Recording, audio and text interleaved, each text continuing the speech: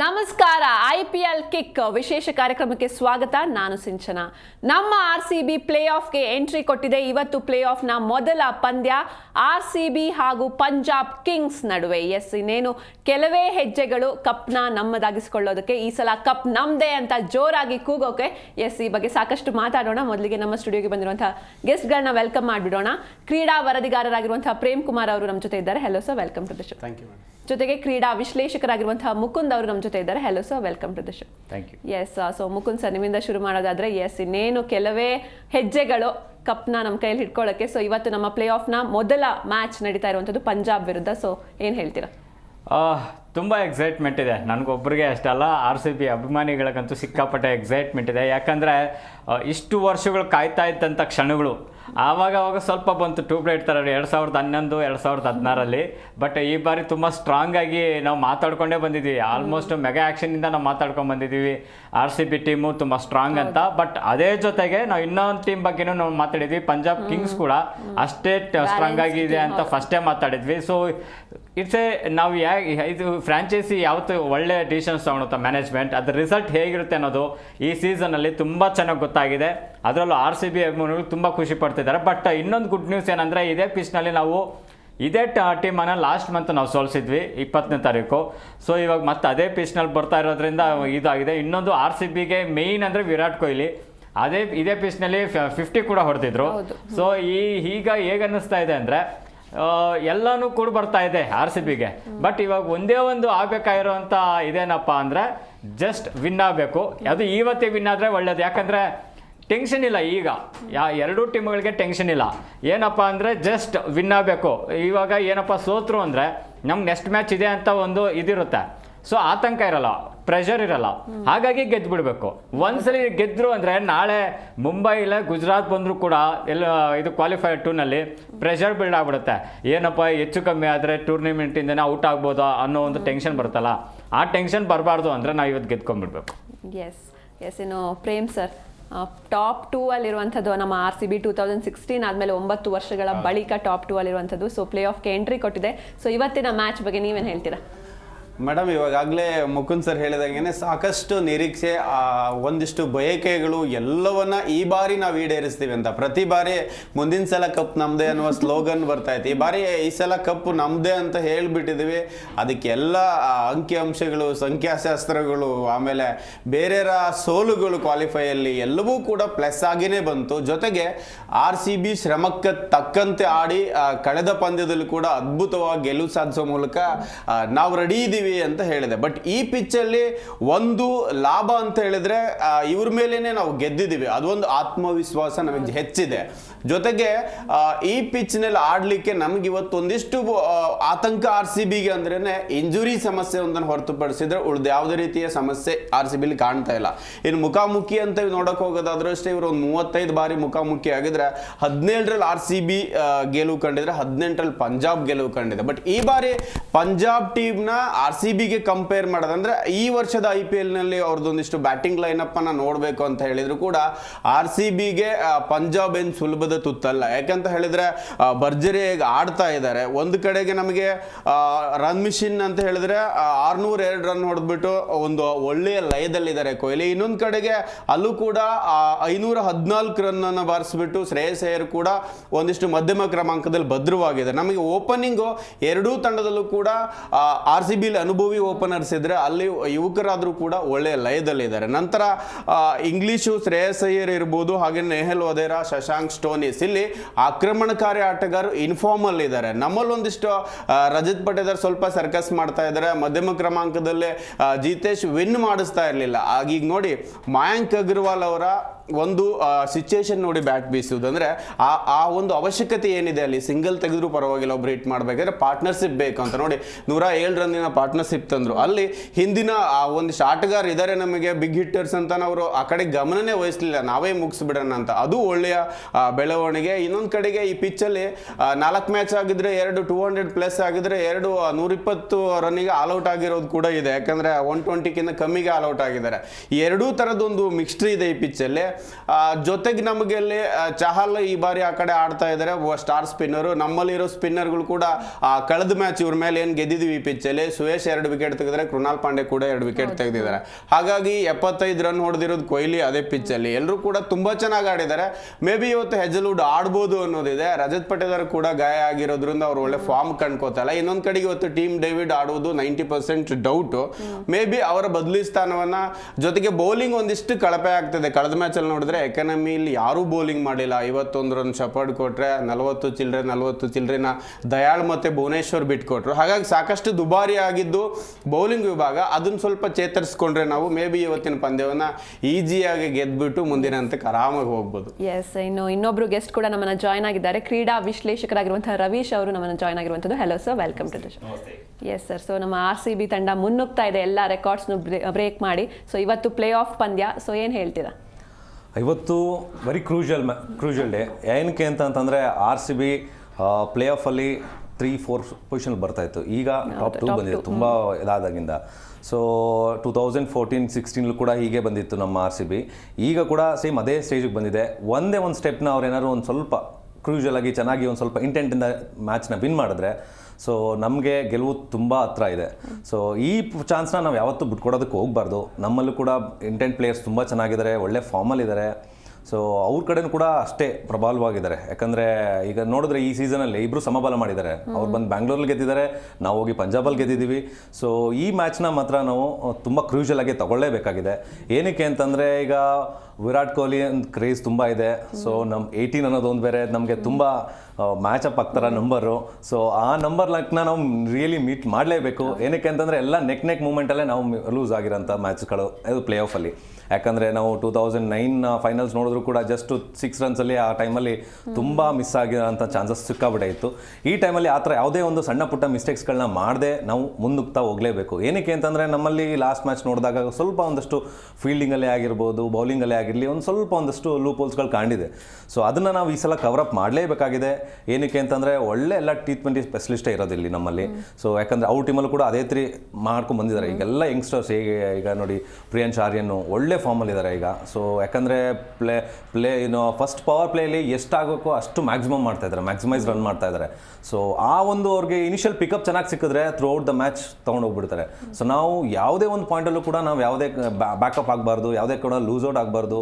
So ಆ ರೀತಿ ನಾವು ಮ್ಯಾಚ್ನ ಕ್ಯಾರಿ ಮಾಡಿದ್ರೆ 100% ಇವತ್ತು RCBಗೆ ಗೆಲುವು ಇದ್ದೇ ಇರುತ್ತೆ. So we are all hoping for that. Yes sir, yes. ಇನ್ನು ಮುಕುಂದ್ ಸರ್, ಸೊ ಪಂಜಾಬ್ ಟೀಮ್ಗೆ ಬಂದರೆ ಅಲ್ಲೂ ಕೂಡ ಒಳ್ಳೊಳ್ಳೆ ಡೇಂಜರಸ್ ಪ್ಲೇಯರ್ಸ್ ಇದ್ದಾರೆ. ಸೊ ಇವತ್ತು RCB ಯಾರನ್ನ ಆ ತಂಡದಲ್ಲಿ ಕಟ್ ಹಾಕಿದ್ರೆ ಗೆಲ್ಲುತ್ತೆ ಅಂತ? ಅಲ್ಲ, ನನ್ನ ಪ್ರಕಾರ ಫಸ್ಟ್ ಆ ಕೋಚ್ ರಿಕಿ ಪಾಂಟಿಂಗ್ನ ಕಟ್ ಹಾಕ್ಬೇಕು ಅನ್ಸುತ್ತೆ. ಯಾಕೆ ಅಂದರೆ ಅವ್ರು ಎಷ್ಟು ಅಗ್ರೆಸಿವ್ ಆಗಿದ್ದಾರೆ ಅಂದರೆ, ಮೊನ್ನೆ ಕೂಡ ಒಂದು ಮಾತನ್ನು ಹೇಳ್ತಾರೆ, ನಾವು ಇಷ್ಟು ದಿನ ಮಾಡಿದ್ದು ಏನೂ ಇಲ್ಲ, ಇನ್ಮೇಲೆ ಮಾಡೋದು ಅಂತ. ಸೊ ಆ ಆಟಿಟ್ಯೂಡು ಪ್ಲೇಯರ್ಸ್ಗೂ ಪಾಸ್ ಓವರ್ ಆಗಿರುತ್ತೆ. ಈವನ್ ನಾವು ಶ್ರೇಯಸ್ ಅಯ್ಯರ್ ಇದರಲ್ಲಿ ನಾವು ನೋಡಿದ್ರು ಕೂಡ ಅಗ್ರೆಸಿವ್ನೆಸ್ಸನ್ನು ತೋರಿಸ್ತಾ ಇದ್ದಾರೆ. ಲಾಸ್ಟ್ ನಾವು ಏನು ಪಂಜಾಬ್ನಲ್ಲಿ ಹೋಗಿ ಗೆದ್ದಾಗ ಲಾಸ್ಟ್ ಸ್ವಲ್ಪ ಕಿರಿಕಾಗಿದ್ದು ಶ್ರೇಯಸ್ ಅಯ್ಯರ್ ಕಡೆಯಿಂದಾನೆ. ಸೊ ವಿರಾಟ್ ಕೊಹ್ಲಿ ಸೆಲೆಬ್ರೇಷನ್ನ ಸ್ವಲ್ಪ ಕೆಣಕಿದ್ದು ಶ್ರೇಯಸ್. ಸೊ ಈ ಒಂದು ಸ್ವಲ್ಪ ಬೆಂಕಿ ಕೂಡ ಇವತ್ತು ಹಚ್ಕೋಬೋದು. ಆಮೇಲೆ ನಾವು ಇನ್ನೊಂದು ಮೇಯ್ನಾಗಿ ನಾವು ಅಲ್ಲಿ ಕಟ್ಟಾಕ್ಬೇಕಾಗಿರೋವಂಥದ್ದು ಮೇಯ್ನಾಗಿ ಈಗ ಪಂಜಾಬಲ್ಲಿ ಪ್ರಿಯಾನ್ಶ್ ಆರ್ಯ ಆಮೇಲೆ ಪ್ರಭು ಸಿಮ್ರನ್ ಸಿಂಗ್ ಇವರಿಬ್ರು. ಅದರಲ್ಲೂ ಪ್ರಿಯಾನ್ಶ್ ಆರ್ಯ ಮಾತ್ರ ಕನ್ಸಿಸ್ಟೆನ್ಸಿ ತೋರಿಸ್ತಿದ್ದಾರೆ. ಪ್ರಭು ಸಿಮ್ರನ್ನು ಅಷ್ಟೊಂದು ಕನ್ಸಿಸ್ಟೆನ್ಸಿ ತೋರಿಸ್ತಾ ಇಲ್ಲ. ಬಟ್ ಪ್ರಿಯಾನ್ಶ್ ಆರ್ಯ ಲಾಸ್ಟ್ ಮ್ಯಾಚಲ್ಲೂ ಕೂಡ ಅವ್ರು ಚೆನ್ನಾಗಿ ಆಡಿದ್ರು. ಸೊ ಹಾಗಾಗಿ ಆಮೇಲೆ ಪ್ಲೇ ಆಫ್ಗೆ ಇಷ್ಟು ವರ್ಷಗಳಾದಮೇಲೆ ಬಂದಮೇಲೆ ಅದು ಎಂಥ ಟೀಮ್ಗಾದರೂ ಕೂಡ ಒಂದು ಅಗ್ರೆಸಿವ್ ಒಂದು ಕೋಪ ಅನ್ನೋದು ಇದ್ದೇ ಇರುತ್ತೆ. ಎಸ್, ನಾವು ಇದ್ರಲ್ಲಿ ಬೀಟ್ ಮಾಡಿಬಿಡ್ಬೇಕು ಏನಾದರೂ ಆಗಲಿ ಅಂತ. ಸೊ ಹಾಗಾಗಿ ಇಲ್ಲಿ ಮೇಯ್ನ್ RCB ಮಾಡಬೇಕಾಗಿರುವಂಥ ಕೆಲಸ ಇಷ್ಟೇ, ಮೈ ಮರಿಬಾರ್ದು. ಎಸ್, ನಾವು ಬಂದಿದ್ದೀವಿ ಇಷ್ಟು ವರ್ಷ ಆದಮೇಲೆ ನಾವು ಟಾಪ್ 2 ನಾವು ತುಂಬ ಸ್ಟ್ರಾಂಗ್ ಆಗಿದ್ದೀವಿ ಅಂದ್ಕೊಂಡ್ರೆ ಪಕ್ಕ ಎಡ್ ಬಿದ್ದೋಗ್ಬಿಡುತ್ತೆ. ಸೊ ಆ ಒಂದು ನಿರ್ಲಕ್ಷ್ಯತನ ಬೇಕಾಗಿಲ್ಲ. ಆ್ಯಂಡ್ ಒಂದು ಗುಡ್ ನ್ಯೂಸ್ ಇನ್ನೊಂದು ನಾವು ಒಂದಿದನ್ನು ಗಮನಿಸಿದ್ರೆ ಲಾಸ್ಟ್ 3 ಮ್ಯಾಚ್ಗಳಲ್ಲಿ ನಾವು ಕೊಟ್ಟಿರೋ ಸ್ಕೋರ್ ಎಷ್ಟು ಅಂತ ನಾವು ನೋಡಬೇಕು. ಎಲ್ಲ 200+. ಓಕೆ, ಲಕ್ನೋ ಕೂಡ 228 ಹೊಡೆದಾಗ ನಾವು ಯೋಚನೆ ಮಾಡಬೇಕು ನಮ್ಮ ಬೌಲಿಂಗ್ ಯೂನಿಟ್ ಸ್ವಲ್ಪ ಡೌನ್ ಆಗಿದೆ. ಅಫ್ಕೋರ್ಸ್ ಅದಕ್ಕೆ ಇವತ್ತು ಜೋಶ್ ಹೇಜಲ್ವುಡ್ ಅದಕ್ಕೆ ಇದಾಗ್ತಾರೆ. ಇಂಗ್ಡಿ ಇವತ್ತು ಆಡೋದಿಲ್ಲ, ಬಟ್ ಅವ್ರ ಬದಲು ತುಷಾರ ಆಡ್ಬೋದು. ಸೊ ಈ ಒಂದು ಬದಲಾವಣೆಗಳು 2-3 ಇವತ್ತಿಂದ ಸ್ವಲ್ಪ ಚೇಂಜ್ ಆಗುತ್ತೆ. ಪ್ಲೇ ಆಫ್ ಅಂದರೆ ಕೇವಲ ರೆಗ್ಯುಲರ್ ಮ್ಯಾಚ್ ಆಗಿರೋದಿಲ್ಲ. ಸೊ ಹಾಗಾಗಿ ಇವತ್ತು ಬೌಲಿಂಗ್ ಯೂನಿಟ್ ಯಾವ ರೀತಿ ಜವಾಬ್ದಾರಿ ನಿರ್ವಹಿಸುತ್ತೋ ಅದು ಇಂಪಾರ್ಟೆಂಟ್ ಆಗುತ್ತೆ. ಆಮೇಲೆ fill salt plus Virat Kohli combination first ಒಂದು 7 ಮ್ಯಾಚ್ ಏನು ಹೇಳಿದ್ರು ಮತ್ತೆ ಅದೇ ತೋರಿಸ್ಬೇಕಾಗುತ್ತೆ. ಅದೇ ಇಂಟೆಂಟನ್ನು ತೋರಿಸಿದ್ರೆ 100% RCBಗೆ ಅಡ್ವಾಂಟೇಜ್ ಆಗುತ್ತೆ. ಇಲ್ಲ ಅಂದರೆ RCB ಇದು ಪಂಜಾಬ್ನ ಕಟ್ಟಾಕೋದು ತುಂಬ ಕಷ್ಟ. ಆಮೇಲೆ ಮೇಯ್ನಾಗಿ ನಮಗೆ ಕಾಡ್ತಾ ಇರೋದು ಲಿಯಮ್ ಲಿವಿಂಗ್ಸ್ಟನ್. ಈ ಇಡೀ ಸೀಸನಲ್ಲಿ ಒಂದಲ್ಲ ಒಂದು ಮ್ಯಾಚಲ್ಲಿ ಪ್ರತಿಯೊಬ್ಬರು ಪರ್ಫಾರ್ಮ್ ಮಾಡಿದ್ದಾರೆ. ಈವನ್ ಜಿತೇಶ್ ಶರ್ಮಾ ಕೂಡ ಲಾಸ್ಟ್ ಮ್ಯಾಚ್ ಇದು ಮಾಡ್ಕೊಂಡಿದ್ದಾರೆ. But perform ಮಾಡ್ದಿರೋ ಇರೋವಂಥದ್ದು Liam ಲಿವಿಂಗ್ಸ್ಟನ್ನು. ಅವರು ಇದು ಮಾಡಿದ್ರೆ ಬ್ಯಾಟಿಂಗ್ ಮಾಡಿದ್ರೆ ಅದರಲ್ಲಿ 4th ಆಮೇಲೆ 5th ಪೊಸಿಷನಲ್ಲಿ ಸ್ಕೋರ್ ಎಲ್ಲಿಂದ ಎಲ್ಲಿಗೆ ಬೇಕಾದರೂ ಕರ್ಕೊಂಡು ಹೋಗ್ತಾರೆ. ಅದೊಂದು ಆಗಬೇಕಾಗಿದೆ. ಬಟ್ ಪಂಜಾಬ್ ಕಿಂಗ್ಸ್ನಲ್ಲಿ ವೀಕ್ನೆಸ್ ಪಾಯಿಂಟ್ಸ್ ಇದೆ ಅಲ್ಲೂ ಕೂಡ. ಅವ್ರಿಗೆ ಆಲ್ರೌಂಡರ್ ವಿಭಾಗದಲ್ಲಿ ಇನ್ನೂ ಕರೆಕ್ಟಾಗಿ ಇದಾಗ್ತಿಲ್ಲ ಅವ್ರಿಗೆ. ಸೊ ಆ ಒಂದು ವೀಕ್ನೆಸ್ ಪಾಯಿಂಟ್ ಮೇಲೆ RCB ಪ್ಲ್ಯಾನ್ ಮಾಡಿಕೊಂಡ್ರೆ ಇವತ್ತು 100% ವಿನ್ ಆಗ್ಬೋದು. ಎಸ್, ಇನ್ನು ಪ್ರೇಮ್ ಸರ್, ಇವತ್ತಿನ ಮ್ಯಾಚಲ್ಲಿ ಒಂದು ಹೈ ವೋಲ್ಟೇಜ್ ಮ್ಯಾಚ್ ಇವತ್ತು. ಸೊ ಟಾಸ್ ಗೆಲ್ಲೋದು ಎಷ್ಟು ಮುಖ್ಯ ಅಂತ ಇವತ್ತು? ಒಂದು ಟಾಸ್ ವಿನ್ ಭಾಳಷ್ಟು ಇಂಪಾರ್ಟೆಂಟ್ ಆಗುತ್ತೆ. ಯಾಕಂದರೆ ನಮ್ಮ ನಿರ್ಧಾರಗಳನ್ನು ನಾವು ಮೊದಲೇ ಒಂದು ಪ್ಲ್ಯಾನ್ ಮಾಡ್ಕೊಂಡಿರ್ತೀವಿ, ಅದನ್ನು ಎಕ್ಸಿಕ್ಯೂಟ್ ಮಾಡಲಿಕ್ಕೆ ಈಸಿ ಆಗುತ್ತೆ. ಇಲ್ಲ ಅಂತ ಹೇಳಿದ್ರೆ ಎದುರಾಳಿ ತಂಡದ ಪ್ಲ್ಯಾನ್ ಮೇಲೆ ನಾವು ಆಡಬೇಕಾಗತ್ತೆ. ಒಂದು ಚೇಜಿಂಗ್ ಅನ್ನೋದು ನಮ್ಮ RCBಗೆ ತುಂಬ ಬೆಟರ್ ಅನಿಸುತ್ತೆ. ಯಾಕಂದರೆ ಚೇಜಿಂಗಲ್ಲಿ ರನ್ ಮಿಷನ್ ನಮಗೆ ಒಂದು 50+ ಹೊಡೆದಿರೋ ಎಲ್ಲ ಮ್ಯಾಚನ್ನು ಕೂಡ ನಾವು ಈಸಿಯಾಗಿ ಗೆದ್ದಿದ್ದೇವೆ. ಇನ್ನೊಂದು ಒಂದು ಬೌಲಿಂಗ್ ವೀಕ್ನೆಸ್ ಅಂತೂ RCBಗೆ ಇದೆ. ಯಾಕಂತ ಹೇಳಿದ್ರೆ ಕಳೆದ ಮ್ಯಾಚ್ ನೋಡಿ ನಿಮಗೆ 51, 44, 49 ಈ ರೀತಿ ರನ್ನನ್ನು ಒಂದು ಫೇಸರ್ಸ್ ಬಿಟ್ಕೊಟ್ಟಾಗ ಕ್ಯಾಪ್ಟನ್ ಯಾವ ಬೌಲರಿಗೆ ಬೌಲಿಂಗ್ ಕೊಡಬೇಕು ಅನ್ನೋದೇ ಒಂದು ಕನ್ಫ್ಯೂಸ್ ಆಗುತ್ತೆ. ಆ ಲೆವೆಲ್ಗೆ ಒಂದಿಷ್ಟು ಟೆನ್ಷನನ್ನು ತಂದಿಕ್ತಾರೆ.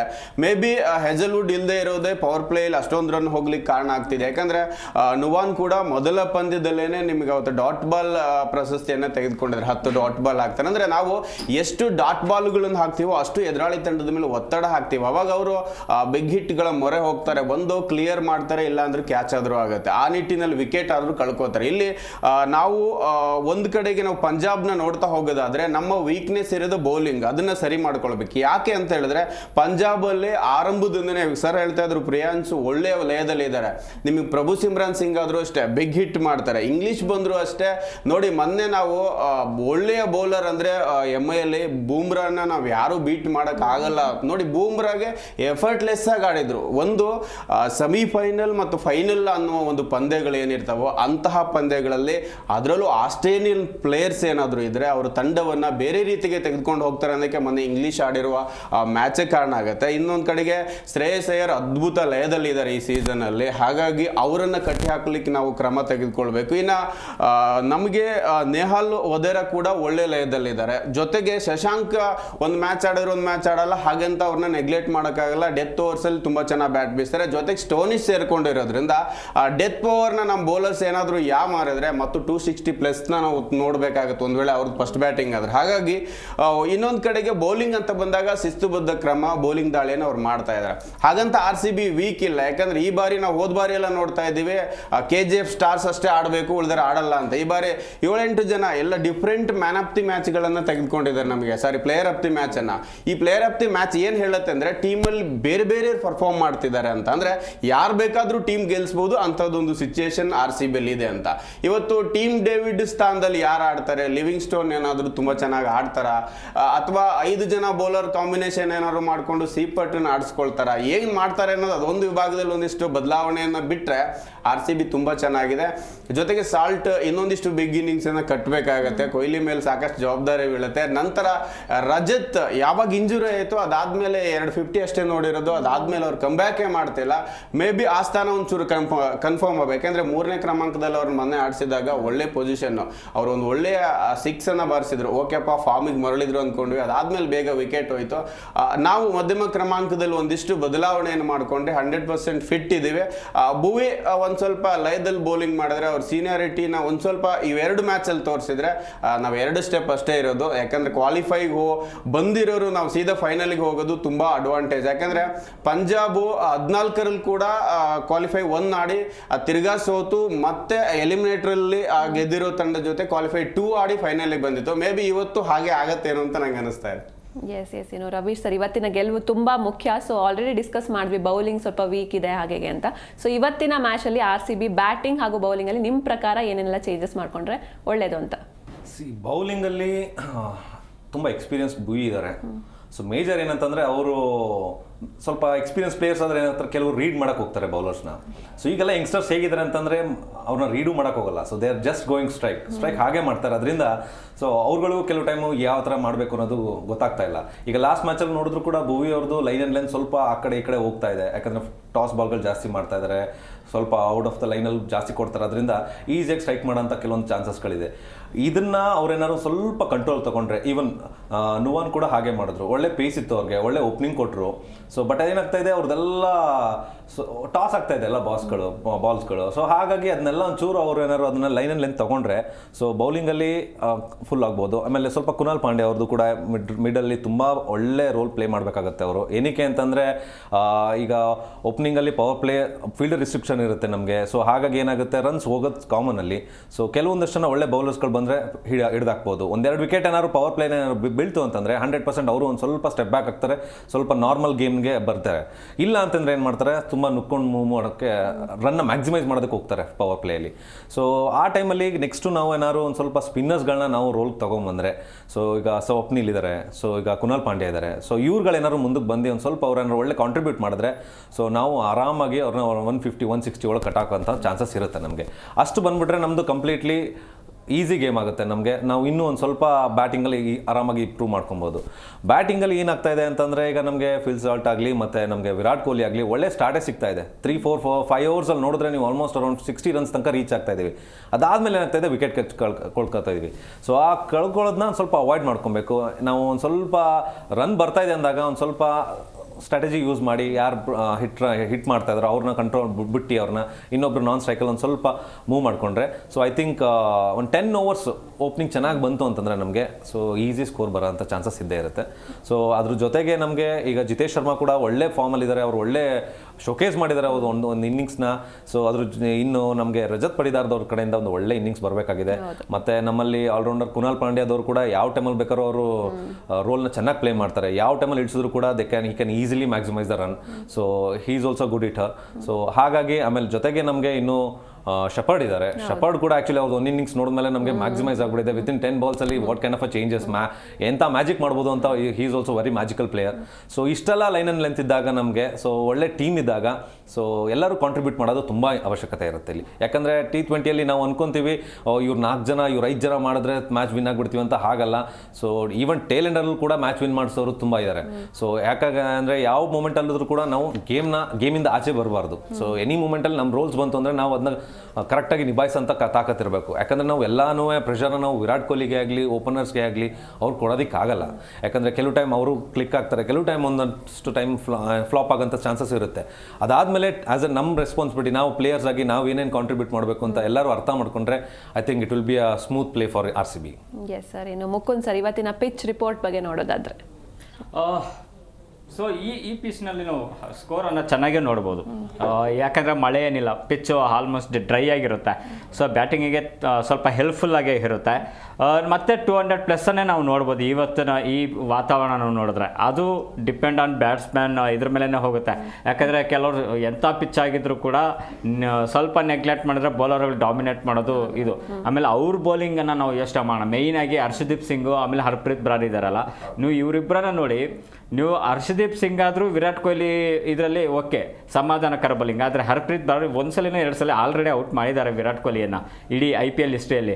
ಆಮೇಲೆ ಇಬ್ಬರು ಕೂಡ ಎಡಗೈ ಬೌಲರ್ಗಳೇ. ಈ RCB ಒಂದು ವೀಕ್ನೆಸ್ ಪಾಯಿಂಟ್ ಅಂದರೆ ನಾವು ಇಡೀ ಸೀಸನ್ಗಳನ್ನು ನೋಡಿದ್ರೆ ಎಡಗೈ ಬೌಲರ್ಗಳಿಗೆ ತುಂಬ ಸಲ ಔಟ್ ಆಗೋದು ಜಾಸ್ತಿ. ಸೊ ಹಾಗಾಗಿ ಇವತ್ತಿನ ಇದರಲ್ಲಿ ಅವ್ರ ಬೌಲಿಂಗ್ ಹೇಗಿದೆ ಅಂತ ಕೂಡ ನಾವು ಯೋಚನೆ ಮಾಡಬೇಕು. ಆ್ಯಂಡ್ ಹರ್ಷದೀಪ್ ಇವಾಗ ಅವ್ರಿಗೆ ಪೇಸರ್ನ ಲೀಡ್ ಮಾಡ್ತಿರೋದೇ ಹರ್ಷದೀಪ್ ಸಿಂಗ್ ಆಗಿರೋದ್ರಿಂದ ಅವ್ರ ಕಡೆ ನಾವು ಗಮನ ಕೊಡಲೇಬೇಕಾಗುತ್ತೆ. ಅವ್ರ ವೀಕ್ನೆಸ್ ಪಾಯಿಂಟ್, ಅವ್ರ ಬೌಲಿಂಗ್ ಹೇಗೆ ಮಾಡ್ತಾರೆ ಅನ್ನೋದ್ರ ಮೇಲೆ ಇವತ್ತು ನಮ್ಮ ಫಸ್ಟ್ ಬ್ಯಾಟಿಂಗ್ ಮಾಡಿದ್ರೆ RCB ಎಷ್ಟು ಸ್ಕೋರ್ ಮಾಡಬೇಕಾಗುತ್ತೋ ಅದನ್ನು ಫಸ್ಟ್ ಪವರ್ ಪ್ಲೇನಲ್ಲೇ ಅವರನ್ನು ಡಾಮಿನೇಟ್ ಮಾಡಿಬಿಟ್ರೆ 100% ನಾವು 200+ ಮಾಡ್ಬೋದು. ಇಲ್ಲ ಹರ್ಷದೀಪ್ ಸಿಂಗ್ ಏನಾದರೂ ಡಾಮಿನೇಟ್ ಮಾಡಿದ್ರೆ ಪಕ್ಕ ಪಂಜಾಬ್ ಮ್ಯಾಚ್ ಮೇಲೆ ಹಿಡಿತ ಸಾಧಿಸುತ್ತೆ. ಆಮೇಲೆ ಅವ್ರಿಗೆ ಸ್ಪಿನ್ನರ್ಗಳಲ್ಲೂ ಕೂಡ ಒಳ್ಳೊಳ್ಳೆ ಆಪ್ಷನ್ಸ್ ಇದ್ದಾರೆ.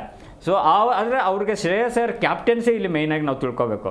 ಆಮೇಲೆ ಟಾಸನ್ನು ನೋಡಿ, ಅವರು ಎಕ್ಸಾಂಪಲ್ ಒಂದು ತಗೊತೀನಿ.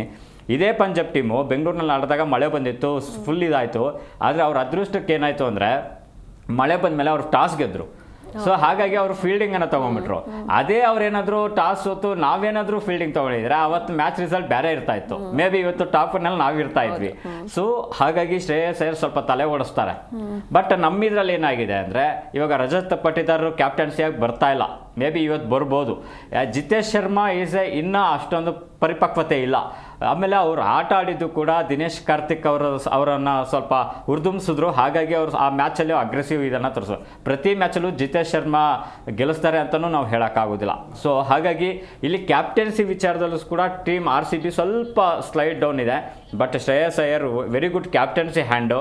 ಅವ್ರನ್ನ ಟೀಮ್ ಇಂಡಿಯಾದಲ್ಲೂ ಕೂಡ ಅವ್ರನ್ನ ಕ್ಯಾಪ್ಟನ್ ಮಾಡಬೇಕು ಅಂತಲೇ ತುಂಬ ಆಲೋಚನೆ ಚರ್ಚೆಗಳು ನಡೀತಾ ಇದೆ. ಹಾಗಾಗಿ ಸ್ವಲ್ಪ ನೋಡಿದ್ರೆ ಆಮೇಲೆ ಹೋಮ್ ಗ್ರೌಂಡು ಕೂಡ ಅವ್ರದ್ದೇ ಇರೋದ್ರಿಂದ ಸ್ವಲ್ಪ ಹೋಮ್ ಗ್ರೌಂಡ್ ಅಡ್ವಾಂಟೇಜ್ ಇರುತ್ತೆ. ಇವೆಲ್ಲ ಯೋಚನೆ ಮಾಡಬೇಕು. ಬಟ್ ಪಿಚ್ ವಿಚಾರದಲ್ಲಿ ಇದು ಮಾಡಿದ್ರೆ ಡ್ರೈ ಪಿಚ್ಚು ಸ್ಕೋರ್ ಅಂತೂ ಸಖತ್ತಾಗೆ ಮಾಡ್ಬೋದು. ಎಸ್, ಇನ್ನು ಇಷ್ಟು ಹೊತ್ತು ನಮ್ಮ ಡಿಸ್ಕಷನಲ್ಲಿ ಭಾಗಿಯಾಗಿದ್ದಕ್ಕೆ thank you so much sir. Yes, ಇವತ್ತು ಪ್ಲೇ ಆಫ್ನ ಮೊದಲ ಪಂದ್ಯ RCB ಹಾಗೂ ಪಂಜಾಬ್ ಕಿಂಗ್ಸ್ ಮುಖಾಮುಖಿ ಆಗ್ತಿದ್ದಾರೆ. ನಮ್ಮ RCB ತಂಡ ಗೆಲ್ಲಲಿ, ಆಲ್ ದಿ ಬೆಸ್ಟ್ ಅಂತ ಹೇಳ್ತಾ ಇವತ್ತಿನ ಡಿಸ್ಕಷನ್ನ ಮುಗಿಸೋಣ. ನೋಡ್ತಾ ಇರಿ ಜಿ ಕನ್ನಡ ನ್ಯೂಸ್, ಸತ್ಯವೇ ಸುದ್ದಿಯ ಜೀವಾಳ.